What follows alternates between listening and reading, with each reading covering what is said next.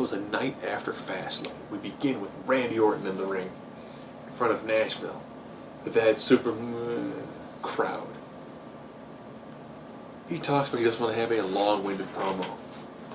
Then leaves the Authority coming out to have a pseudo long-winded promo about how awesome it is to have the awesome Randy Orton back. Randy decides that he will meet with him backstage to discuss maybe rejoining the Authority. Therefore leading to their main event match, Randy Orton and Seth Rollins taking on the team of Daniel Bryan and Roman Reigns. But how could they exist? Because they were opponents last night. And the faces pretty much just demolished the heel team. And it seems like Orton is going to punt Rollins. Doesn't punt Rollins. RKO's member of January Security.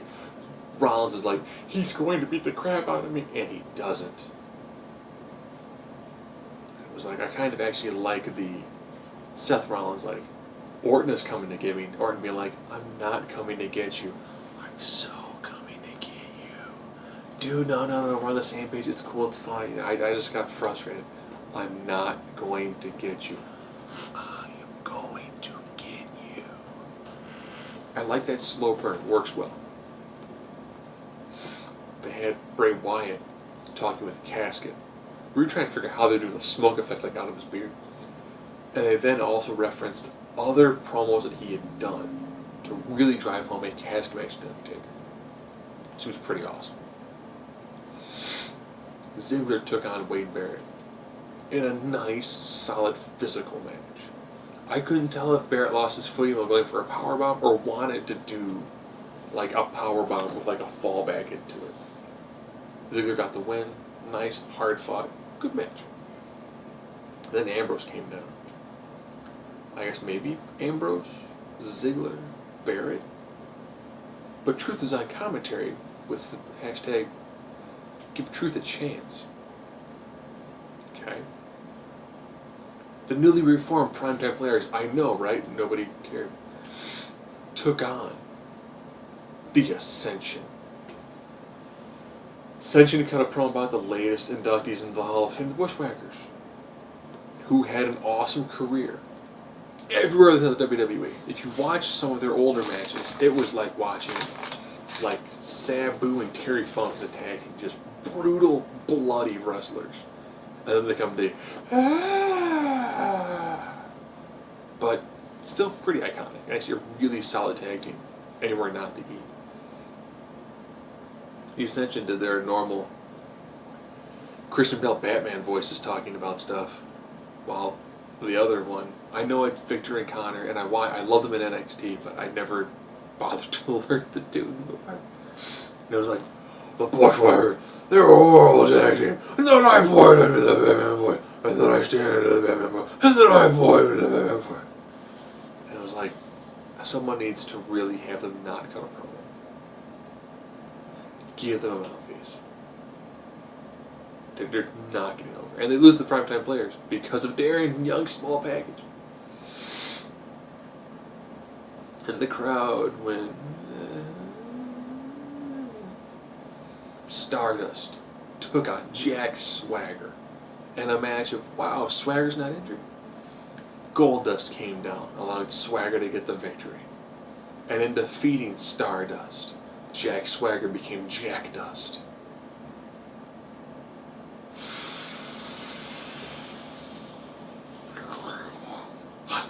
Jack Dust. I mean, he might as well. It'll be something for him to do for a little while. Paige had to spend a lot of time in the ring because they introduced her while they did a really solid video package on Sting. Then she teamed with Emma to take on the Bellas. X Factor, well, actually, for a while that finish move was called the Carpet Muncher, but they don't call it that anymore. So the X Factor, one of X-Pac's old finishing moves, it was like forearm shot. Paige falls off the apron. Emma checks on Paige, turns around, eats the Carpet Muncher. 1, 2, 3. Yeah, that match was worth a segment. Because they showed that Sting promo package. Or else they would have had no divas in the ring the whole night. Uppercats took on the Usos. And I think Natalya finally embraced the dark awesomeness that is uppercuts and became a heel. And it was pretty darn awesome. It's like, yes, Natalya will now be kind of aggressive heel, which we haven't seen since she was part of the Divas of Destruction, along with the incomparable Beth Phoenix, that went absolutely nowhere because they're too busy jobbing to Kelly Kelly and random Maxim cover girl. Roman Reigns got some time to talk in the ring, and it wasn't super horrible. Still not main event WrestleMania good, but not super horrible. Then Daniel Bryan came down there to stroke the Samoan Spike and really, really pushed to get him over.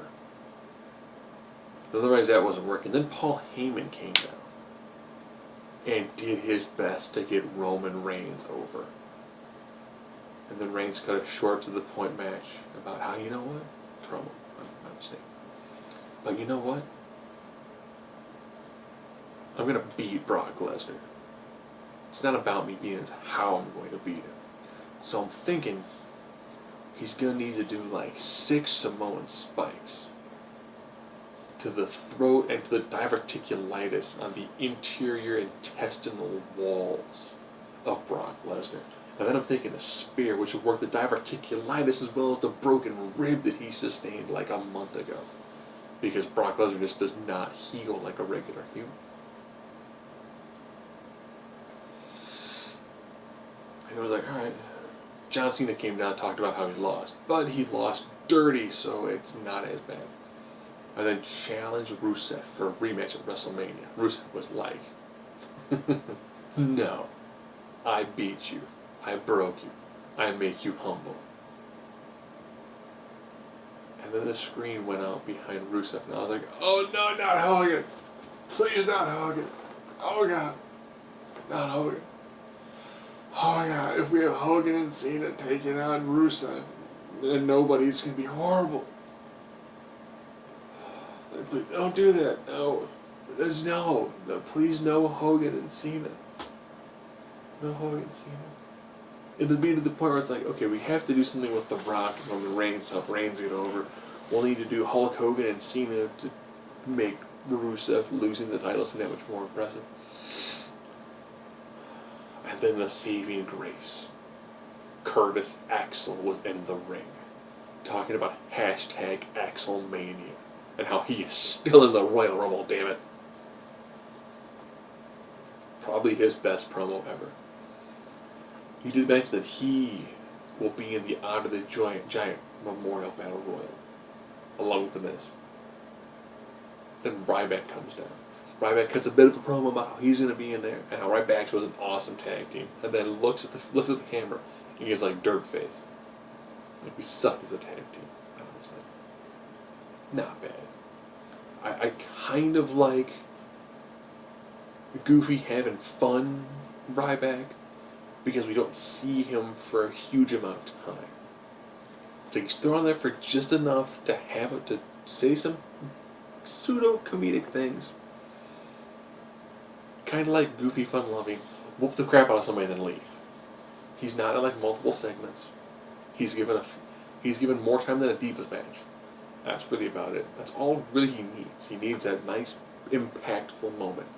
And then you put him in a 6-man tag or in, a tag match, and it works. Because we don't get tired of seeing him in the ring. Try that big thing out. Let's go with the Bushwhackers. No, that's pretty much about it. This was our first stop on the road to WrestleMania. And a lot of it's going to be rematches from Fastlane, which I don't like. Because then Payback is rematches from WrestleMania. Then you got like 3 months in a row of the exact same matches, which won't feel as impactful. And Reigns currently is on a much better trajectory. This would be great if they did this, but they were segueing more towards SummerSlam instead of the main event of WrestleMania, which Ric Flair never did, CM Punk never did. A lot of great wrestlers never got to main event WrestleMania. I will say Roman Reigns is in a better position than The Miz was at the time.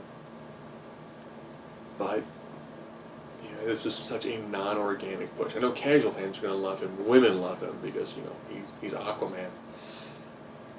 And he's a big, attractive dude. But I just keep on waiting for this era to kind of fade away. And then we'll hit another era where we're in between, which was the end of the 80s and the beginning of the Attitude Era, where you'll have smaller athletic guys with a much better work rate. And much more physically demanding and more athletic matches.